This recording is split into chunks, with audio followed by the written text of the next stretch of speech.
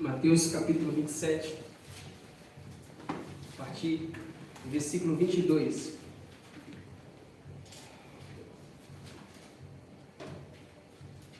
Mateus 27, 22 em diante, diz assim: Replicou-lhes Pilatos: Que farei então de Jesus chamado Cristo? Seja crucificado, responderam todos. Que mal fez ele? Perguntou Pilatos. Porém, cada vez clamavam mais: Seja crucificado. Vendo Pilatos que nada conseguia, antes, pelo contrário, aumentava o tumulto, mandando vir água, lavou as mãos perante o povo, dizendo: Estou inocente do sangue deste justo. Fique o caso convosco. E o povo todo respondeu: Caia sobre nós o seu sangue e sobre nossos filhos. Até aí, irmãos. Irmãos, eu quero meditar com os irmãos nessa noite acerca do julgamento de Jesus. Nós não temos muita dificuldade de entender a mensagem do Evangelho. A mensagem do Evangelho ela é muito clara, ela é muito explícita nas Escrituras. Que Jesus veio de uma forma santa, viveu uma vida santa, morreu de uma forma injusta. Mas o que é pouco falado ou pouco pregado é sobre o julgamento injusto de Jesus.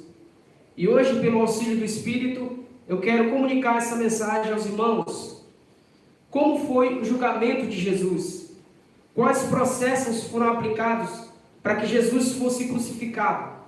Para que naquela cruz fosse consumado o ministério de Jesus da forma mais cruel e injusta possível. E para tema dessa mensagem, eu quero falar sobre mãos lavadas e consciência suja. Na época em que Jesus teve seu ministério, nasceu, andou, o governador da época era Pilatos. E Pilatos era o governador da Judéia. Ele governou de 26 a 37 depois de Cristo, ali na Judéia. Ele foi nomeado por Tibério César, imperador romano. Ele foi quem conduziu o julgamento de Jesus. E esse julgamento não iniciou com Pilatos.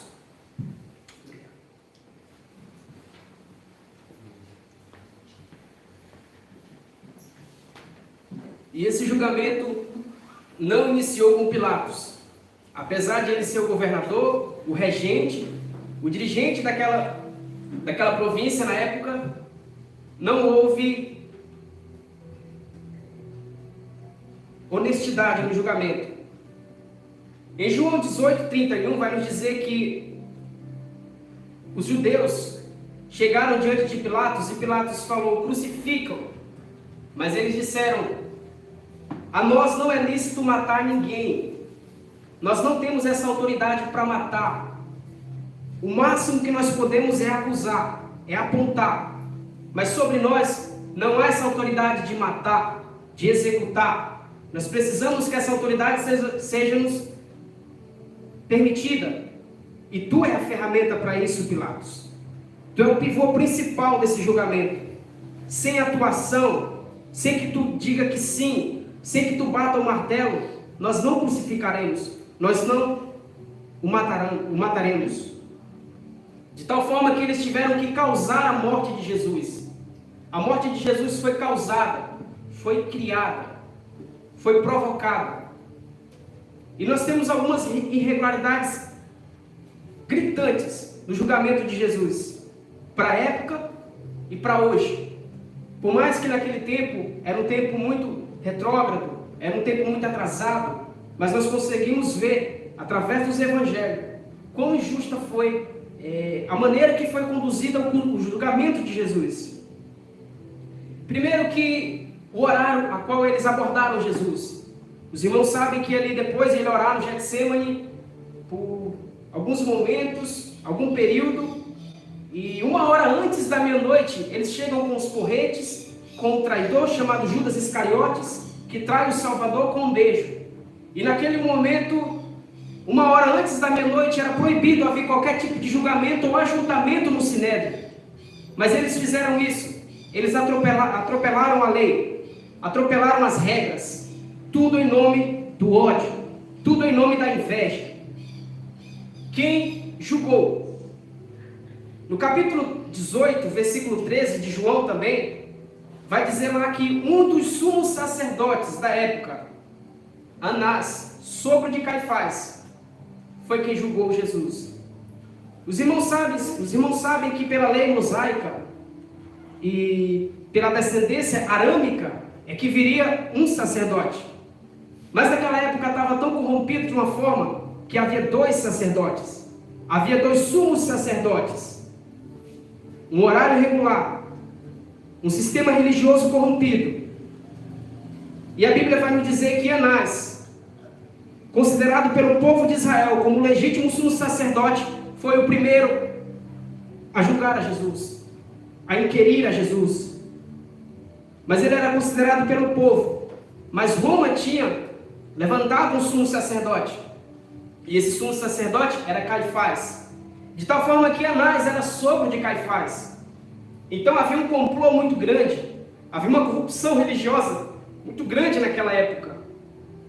E a Bíblia vai nos falar que Anás foi o primeiro a interrogar a Jesus. Terceiro ponto, as testemunhas do julgamento. Quem foram as testemunhas que deporam contra Jesus?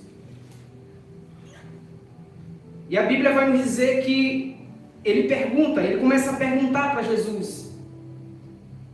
E ele começa de forma muito incisiva a fazer as mesmas perguntas para Jesus. Tu és o Cristo, tu és o Messias, tu és aquele que haveria de vir. Então Jesus vai e manda, com a mesma pergunta que ele faz, Jesus pega o gancho e diz: pergunta aos que me ouvem. O que Jesus está ensinando aqui com essa resposta? Jesus está dizendo: esse julgamento de vocês está errado. Vocês não podem vir diretamente a mim. Por que vocês perguntam a mim? Perguntem às testemunhas. Me viram nas praças, me viram em todos os lugares operando milagres, pregando uma só palavra, falando de um só reino. Perguntem a eles primeiro. Vocês estão de forma ilegítima me julgando, de forma ilegítima me inquirindo. É isso que Jesus está dizendo. Perguntem às testemunhas. Porém, a Bíblia vai nos dizer nos evangelhos que o intuito desses acusadores não era a verdade, mas o intuito deles era uma evidência. Eles queriam provocar uma evidência. Eles queriam ver Jesus ser incriminado. Em Marcos 14, 55, é nos dito que os principais sacerdotes e todo o sinédrio procuravam algum testemunho contra Jesus para o condenar à morte, e não achavam. Então, a própria parte religiosa, a parte a qual tinha a verdade, a lei de Deus em suas mãos, estavam procurando um crime contra Jesus. Está registrado em Marcos 14, 55, essa passagem, aonde eles não desistiam. É como se eles estivessem falando: não pode passar de hoje. Nós temos que sair com esse homem daqui hoje julgado. Nós não podemos perder essa oportunidade. A Páscoa está chegando. Esse homem já chega. Já chega dessa mensagem, já chega desse reino, já chega de tudo isso. Nós só temos a um Deus, o grande Jeová. Nós não reconhecemos Jesus como Messias. E a Bíblia vai nos dizer, em Mateus 26, 64, que eles ouvem o que eles tanto queriam ouvir. Quando Jesus, após ser interrogado por Anás, Jesus diz: eu sou. E vereis o Filho do Homem assentado à direita do Todo-Poderoso, vindo sobre as nuvens do céu. E eles aqui, como se comemorando em seu coração, disseram: achamos uma acusação. E a Bíblia vai nos dizer que, de uma forma hipócrita, naquele momento, Anás rasga suas vestes e diz: o que nós necessitamos mais para acusar esse homem? Esse homem já disse tudo que nós precisaríamos ouvir. É um absurdo esse homem se fazer filho de Deus. E a Bíblia vai nos dizer que na manhã seguinte, esses homens vão até aquele que pode executar. E entra nesse momento na história esse personagem chamado Pilatos. Naquela época, o quartel-general de Roma ficava em Cesareia de Filipos. Porém, nas festas, ele ia para a fortaleza de Antônia, construído por Herodes o Grande. Porque na época de festas, havia muitas multidões se reuniam para ir a Jerusalém. E naquela época havia um medo muito grande de conspiração contra o governo, porque algumas vezes alguns rebeldes tentaram fazer isso. A gente vê isso em Atos, quando diz que alguns tentaram dizer ser o Messias e arrastaram a muitos. Então havia esse certo receio de Roma. E naquele momento Pilatos ia para Antônia, ele ia para a fortaleza de Antônia e ali ficava, porque estava perto de um período festivo muito simbólico para Israel, que era a época da Páscoa. Então todos se ajuntaram e iam para aquela região. E Pilatos naquele momento já fazia 4 anos que estava como governador da Judéia, e ele governou durante 11 anos aquela região. E nós temos a pensar, tendemos a entender que geralmente posição é um sinal de privilégio. Quando elevamos um presidente da República, por exemplo, é um sentido de honra, de privilégio. Afinal de contas, ele está diante de toda a nação, todas as leis, tudo aquilo que concerne, apesar de ser um país democrático, apesar de haver países democráticos, ele é uma autoridade, é uma posição de honra. Mas quando essa posição de honra está acima do caráter, torna-se maldição. Quando essa posição rouba de cena, tira de cena o caráter, torna-se uma maldição. E mal sabia Pilatos que para isso foi levantado ele. Mal sabia Pilatos que nesse momento a sua história nunca mais seria a mesma. Aquele que tanto julgou, aquele que tantos casos dirigiu, agora ele estava diante de um caso. Pilatos estava diante do maior caso de todos os tempos, de todos os seus anos de reinado. Ele nunca lidou com um caso daquele. De tal forma que nós vamos ver algumas reações, algumas características de Pilatos no momento em que ele julgou a Jesus, a qual nos mostra claramente o seu temor, a sua luta contra a sua própria consciência, mesmo sabendo ele que aquilo era injusto. Em Lucas 23, 4, eles chegam diante de Pilatos e dizem: esse homem,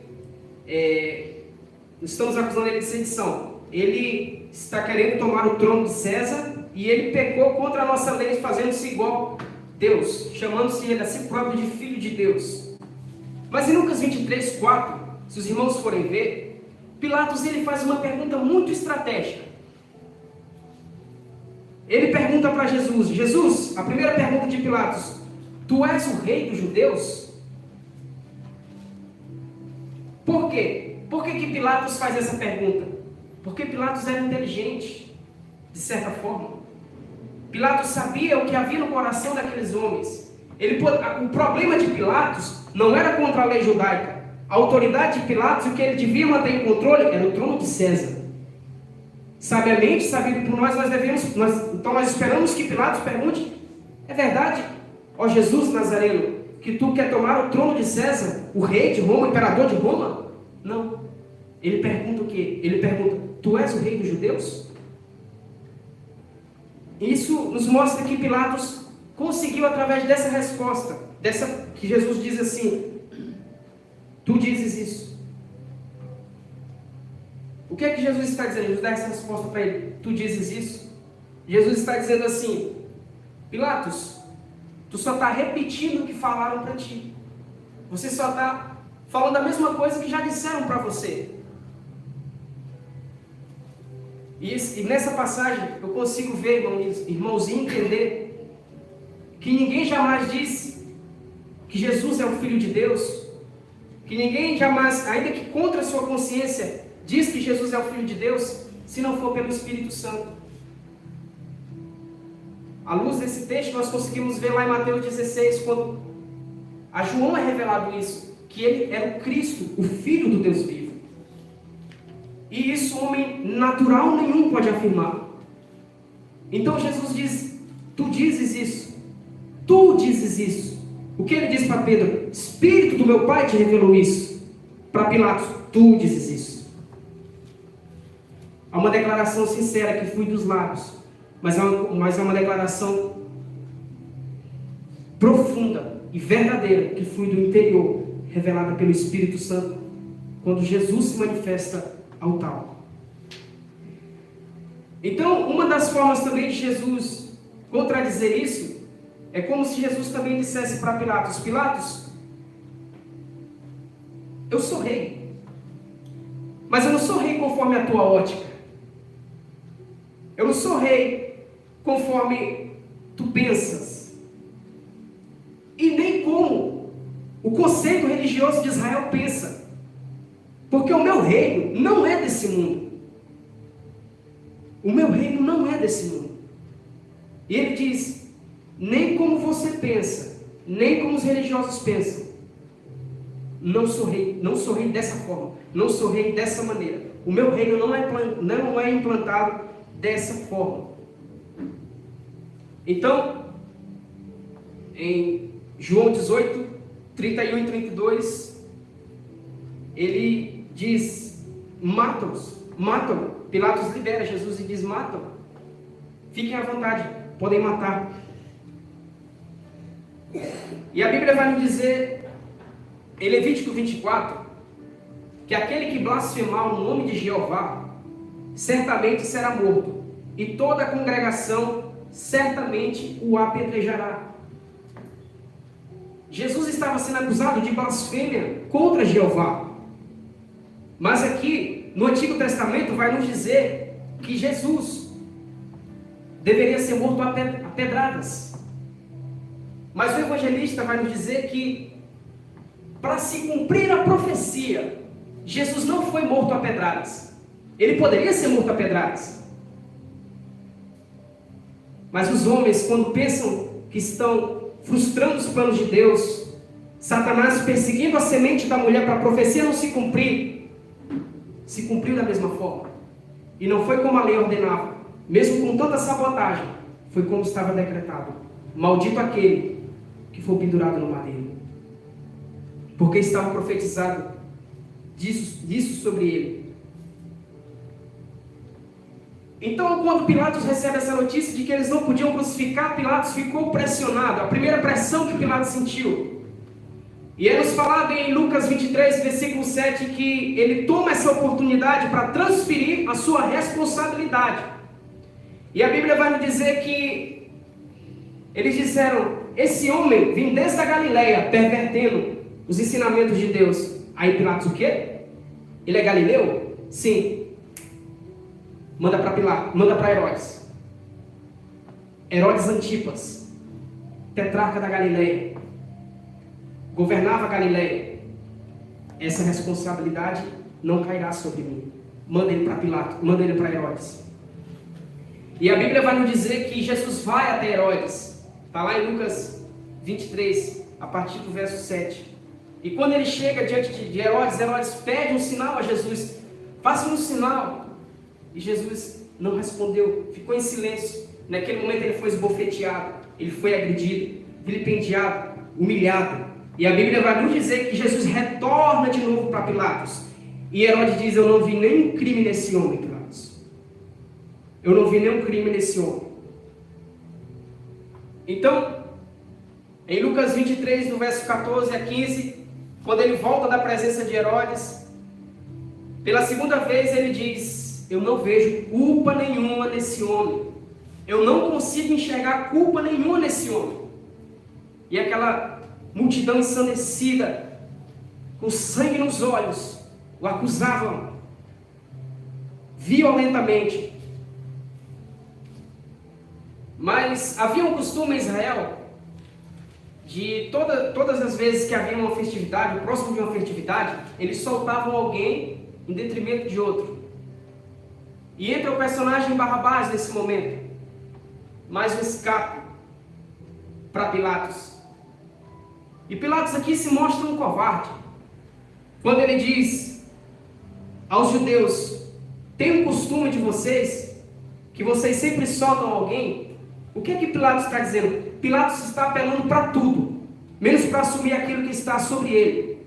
Ele está dizendo assim: a lei de vocês, o costume de vocês, que para mim não tem valia algum, Agora, para ancorar o meu erro, eu preciso do apoio de vocês. Não tem um costume de vocês, não tem uma tradição de vocês. Eu quero essa tradição para se amoldar a minha covardia. Eu tenho alguém aqui para apresentar para vocês, para soltar esse homem inocente. E é apresentado Barrabás. E a Bíblia diz que eles loucamente gritavam: solta Barrabás, crucifica Jesus. E esse homem continua lutando, e lutando contra a sua consciência. De tal forma que a Bíblia vai nos dizer que após essa sessão, ele leva Jesus, ordena que Jesus fosse flagelado violentamente. E Jesus foi chicoteado. E nessas chicotadas, nesse momento de flagelo, era como se Pilatos estivesse flagelando a sua própria mente, o seu próprio coração, passando por cima do seu próprio ideal. Ele sabia que aquele homem não tinha crime algum, ele sabia que aquele homem não cometeu maldade alguma, mas ele passou por cima de tudo e de todos, e começou a flagelar aquele homem, violentamente. De tal forma que uma pergunta inquieta Pilatos, uma afirmação inquieta Pilatos.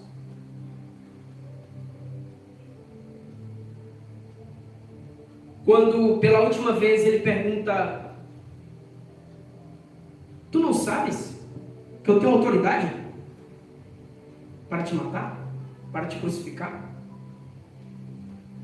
E Jesus dá uma resposta muito intrigante.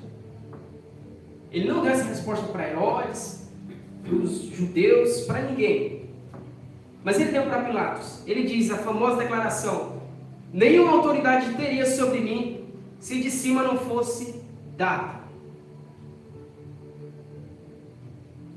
A Bíblia vai nos dizer que depois dessa declaração, está lá em João 19, depois dessa declaração, Pilatos ficou inquieto. E a Bíblia vai dizer que Pilatos tentou soltar Jesus. Mesmo depois de todo o processo, ele tentou de alguma forma arrumar uma justificativa para soltar Jesus, para libertar aquele homem, depois dessa declaração. E por que essa declaração mexeu tanto com Pilatos? Em Romanos capítulo 1 e 2, é nos relatado a depravação moral de toda a humanidade. Primeiro, no capítulo 1 de Romanos, é nos falado que o homem, o que não era judeu, ele conhecia Deus pela revelação natural, pela criação. No capítulo 2 vai nos dizer que havia a revelação especial. E essa revelação especial foi dada aos judeus. A lei, a Torá, as escrituras da época. Essa era a revelação natural. De tal forma que quando Adão cai, um atributo de Deus, um sentido de Deus, não sai do homem mesmo com a queda, que os teólogos chamam de lei moral. E o que significa essa lei moral? É um conjunto de valores e deveres, bons e maus, certos e errados. Todos. Se você for diante de uma pessoa que ela não é cristã, se você perguntar quando ela estiver errando, você sabe que isso é errado, por mais que o relativismo esteja em alta, mas ele vai dizer: eu sei que é errado. Ele pode até dizer: eu não me preocupo com as consequências, mas eu sei que eu estou errado. Eu sei que isso não é certo. Eu sei que trair a minha esposa não é certo. Eu sei que furtar não é certo. Cobiçar não é certo. Por quê? Mesmo ele nunca ter lido a Bíblia, mesmo ele talvez nunca ter vindo num culto desse, porque está implantado no coração daquele homem esse termo chamado de lei moral. E essa lei martelou no coração de Pilatos.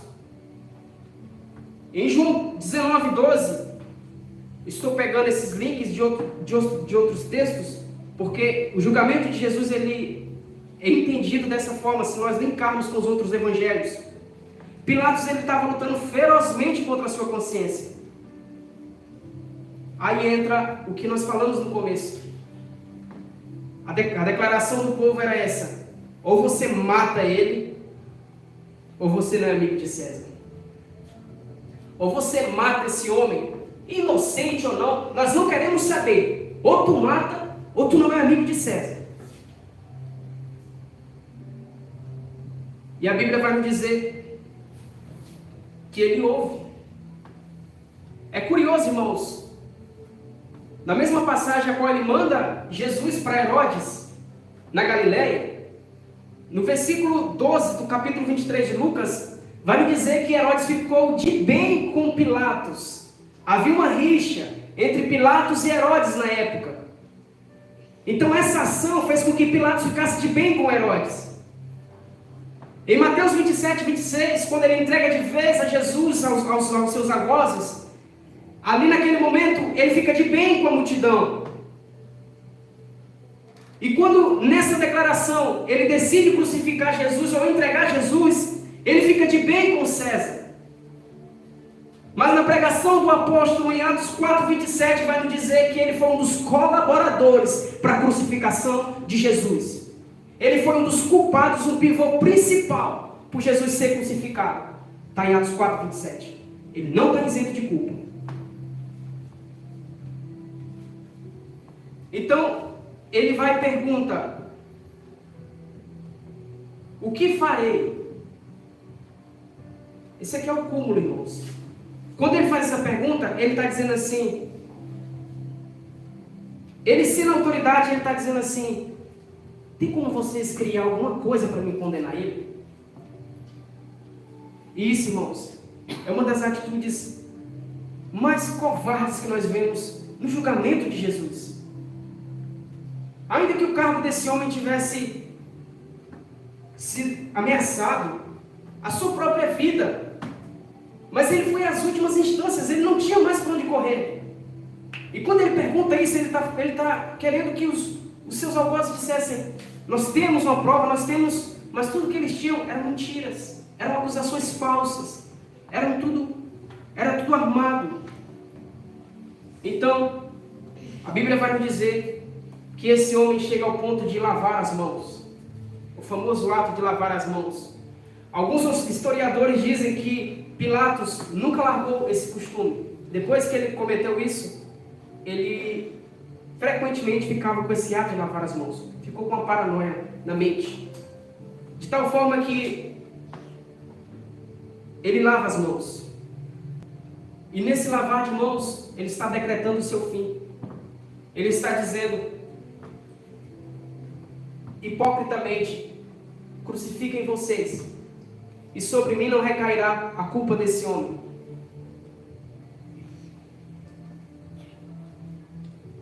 Jesus, ele afirma, quando ele é interrogado em algum momento por Pilatos, Jesus diz assim: tu tem culpa, mas quem me entregou a ti tem mais culpa. Perceba, Jesus diz assim: tu não tem culpa. Não, Jesus diz: tu tem culpa. Mas quem me entregou? Quem tem a lei, os judeus, que conhecem a Deus, que viram os meus sinais, viram ressuscitando mortos, operando milagres, maravilhas, multiplicação, ouviram a palavra do reino, e me entregaram a ti, tem muita culpa. Mas tu também tem culpa. Diante dessa declaração, diante dessa situação, eu entendo que não existe um meio termo.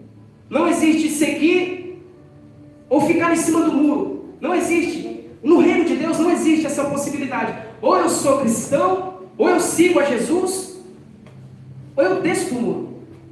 Não há nem muro existe. Não há essa possibilidade. Você tem culpa, Pilatos.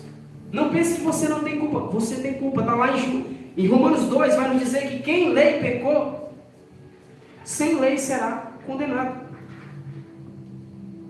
Diremos que Deus está errado? A pergunta do apóstolo em Romanos 9, se ele é soberano. E para finalizar, irmãos, algumas aplicações para nossas vidas. Primeiro, que ninguém fará a sua parte. A sua parte é a sua parte. O que nos impressiona é que um Deus soberano, que criou o universo, que faz as coisas conforme a sua vontade, não fará a sua parte. A sua parte é a sua parte. O que lhe foi entregue, você tem que fazer. O que lhe foi confiado a você, você tem que fazer. A Bíblia vai nos dizer que em Atos 10, Cornélio, centurião, Deus começou a ver as obras daquele homem, começou a ver algumas atitudes daquele homem, resolveu salvar aquele homem. A Bíblia vai nos dizer que ele não manda o anjo ir pregar a Cornélio. Ele manda chamar Pedro para pregar a mensagem para Cornélio. Por quê? Porque eu mandei Pedro. Por quê? Encarreguei Pedro. Eu encarreguei o meu povo. Eu encarreguei a minha igreja. Segundo ponto, irmãos. Honras limpas é melhor do que consciência suja. É melhor que Deus levante você. É melhor que Deus coloque você numa posição de forma limpa, de forma honesta.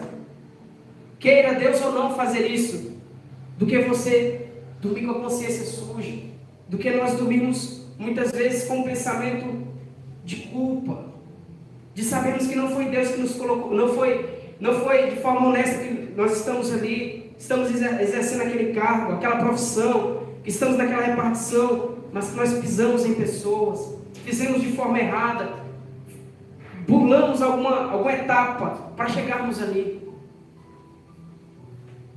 Melhor é ter a consciência limpa. E terceiro,